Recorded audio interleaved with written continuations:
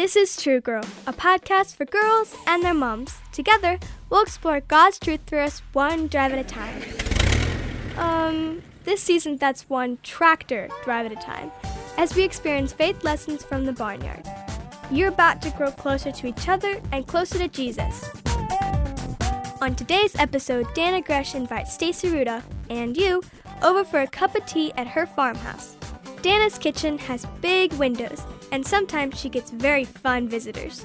Stacy's a little surprised because she's expecting a human visitor, but quickly realizes when you're on the Gresh farm, the visitors aren't always human, but they do always have a lesson to teach you about God's power and His character. And here's a hint, we might be visited by a creature teacher. Let's get this tractor moving for the second episode of Season 5, titled God Our Creator. Here's Stacy. Dana, you have the best kitchen. Aww. It's just so cozy and welcoming. I always feel at home when I'm here. Thanks, Stacy. I love cooking for people. It's one of the ways I like to express love to my friends and family. You know, it is a little chilly this morning. I was wondering if you'd want to have a cup of hot tea with me. Is that even a question? You know I'm a tea drinker. Yes, the whole True Girl world is aware if they've done any of our online Bible studies. Well, I thought you might say yes, so let me pour some hot water for you. I have some snacks here for you, too, to nibble on. Fruit, biscotti, mini muffins, and peanuts? Okay, no offense, but that seems like a weird thing to eat in the morning with hot tea. Well, those peanuts aren't really for you, Stacy. I have another guest who's about to arrive any minute now. Really? Is it somebody I know? I love getting to know new people. Any tips on what kind of questions I should ask him? Well, you can ask him anything you want, but I think you're going to be disappointed when he doesn't answer you. Dana, I don't want to scare you, but there is a gigantic bird tapping on your window, and he looks hungry. Oh, my guest has arrived. That's Napoleon. He's my Indian peacock, and he's today's creature teacher. Every morning, Napoleon and his friend Bonaparte over there, he's the black-shouldered peacock, they come up on my deck. And Napoleon's a little more tame, so he's always the one who taps on the window and waits for, you guessed it, peanuts. Let's feed them some. Oh, now I see why you said your guest wouldn't answer any of my questions. Napoleon only speaks peacock, not Stacy. Exactly. Oh, look, Stacy. Napoleon's showing off his beautiful tail feathers. Isn't that magnificent? Wow. I've never been so close to a peacock when he fans his tail out like that. I don't know if I've ever seen anything so beautiful. Those colors and designs in his tail, blue, brown, gold, green. I mean, it makes me kind of happy. I completely agree, Stacy. I want to tell you something amazing about the peacock's feathers. But to do that, I need to introduce our verse of the day. It's from Genesis chapter 1. Let me turn there. The beginning of the book of Genesis, chapters 1 to 11, tells the story of God and the start of the whole world. Let me read the first verse to you. Seems like your bird is all about today's Bible verse. And so am I. Here's Genesis 1:1. In the beginning, God created the heavens and the earth. I believe that completely. God has no beginning and no end. And He created our world. As the master artist, He created this planet. The next verse goes on to describe the darkness and emptiness that existed before God created. And then how God created beauty and order from that, including land and plants and animals and humans. He made a place where we can flourish. And do you know, God kept standing back and taking stock of His work. And when He did, He kept saying the same thing over and over again. He said, "It is good." And what He meant was, "I enjoy you, you big furry bear," or "I feel happy when I see you, you magnificent horse." God felt the goodness and expressed it when He observed what He'd made. And we can feel joy and happiness when we see creation too. Yeah, Stacy, I get that it is good feeling when I see the animals on my farm, like this magnificent guy. I feel the goodness through and through. But have you ever heard of a guy named Charles Darwin? Yeah, I remember hearing about him in school. he didn't believe that God created the earth and all the animals, right? That's right. Charles Darwin believed the earth and everything in it sort of just happened. He called it evolution. Yeah, well, it's a lot more complicated than that, but basically that's what he believed. And he believed that all the animals that are alive today survived because they were the strongest, the smartest, and the best. He called his theory or idea the survival of the fittest, and he wrote about that in a book way back in 1859. Well, less than 1 year after he wrote that book, something about peacocks really threw Mr. Darwin into a tailspin.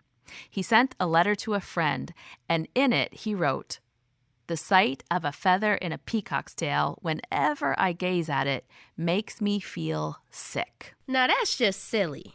How could that beautiful thing make anyone feel sick? Well, here's the thing. The peacock's tail didn't fit with his idea that those animals and birds that are the strongest, the smartest, and the best are the ones that we have on the planet today because they survived all the predators that wanted to, eat them for lunch. You see, Darwin knew that those fancy feathers don't make the bird more fit for survival. Actually, they make everything about surviving harder. For example, flying is harder, not easier, because the tails only let them fly short distances. You mean to tell me that peacocks fly? Mm-hmm. I didn't know that. They sure do. Also, their feathers make running more difficult because they're heavy, so it slows them down if they want to make a fast getaway. And on top of all that, if Napoleon has his feathers all spread out into a fan and something stalks him to try to hurt him, it takes time to take down his magnificent feather tail so he can make a getaway. So he can't just do a quick superhero switcheroo? Nope. Those feathers make it difficult to survive out there in the wild. And that disturbed Charles Darwin.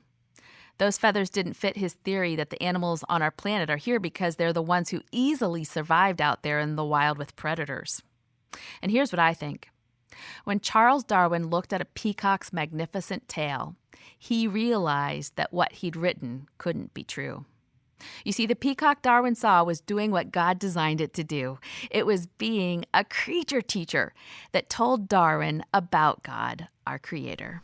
Wow. So even the father of evolution was reminded that God created this world when he looked at a peacock.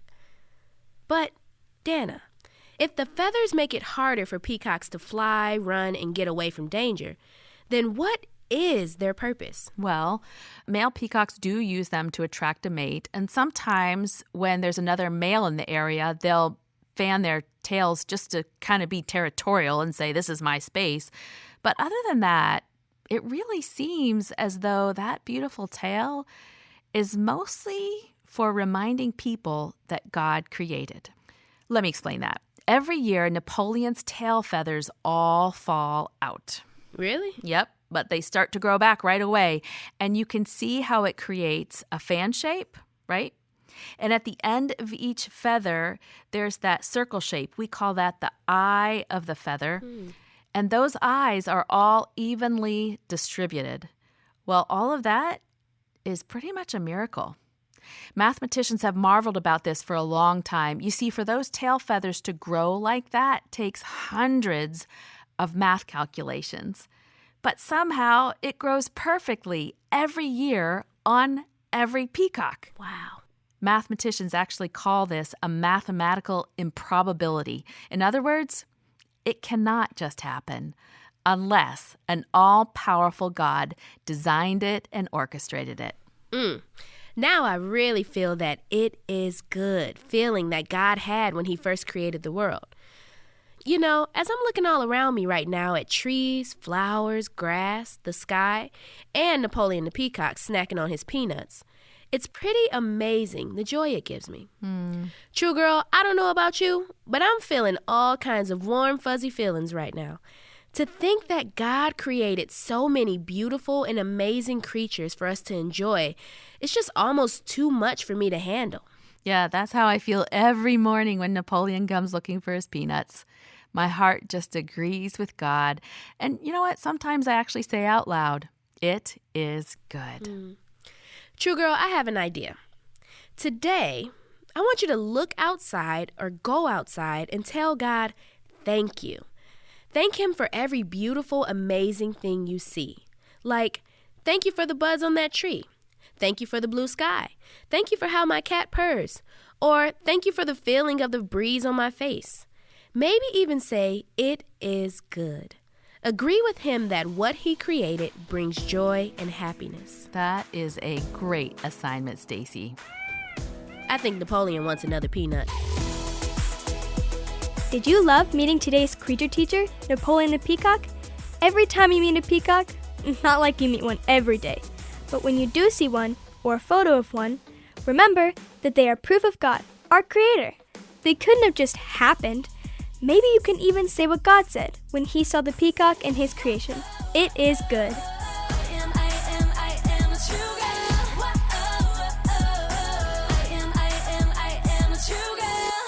Hey, if you enjoyed today's lesson from the Barnyard, you might also love this month's True Girls subscription. Because the box we're shipping now is the Barnyard box. We'll ship it in May and June, until supplies run out, that is. It features a biblical lesson in obedience, and you'll learn it through a Barnyard favorite, the horse. Subscribe today to get the Barnyard box at mytruegirl.com to get the Barnyard box. It includes a mom-daughter date plan, stickers, and lots of fun horse-themed gifts to build obedience into your heart and life. Wait, don't fall asleep. Next time on the True Girl podcast, we're going to introduce you to a lullaby. Not a lullaby song, but a lullaby llama. She's going to teach us a valuable lesson about how we sometimes judge others based on appearance. Hint, we shouldn't do that. The True Girl podcast is produced by Revive Our Hearts, calling women of all ages to freedom, fullness, and fruitfulness in Christ. We wrote and produced a song titled It Is Good. Instead of the True Girl theme song, I thought maybe I'd play that for you today. It can help you worship God while you observe creation on your drive. This is It Is Good from the True Girl original album. The morning light, the birds that fly, creation comes alive when you speak. The day, the night, the water under the sky, you breathe life into everything. And I believe you see the beauty that you make. The rocks cry out, praise your name forever. They sing forever. You make all things, you make all things, and you say it's good. You make all things, you make all things, and you say it's good. From deep inside to the color of my eyes, every detail is a masterpiece. You make me whole, my dreams you've always known. When I feel broken, I will still believe. Oh, I see the beauty that you made. I'll cry out, praise your name forever, and I'll sing forever. You make all things, you make all things, and you say it is good. You make all things, you make all things, and you say it is good.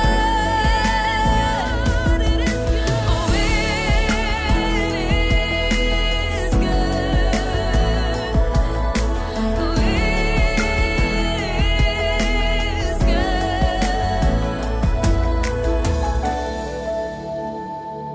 Oh,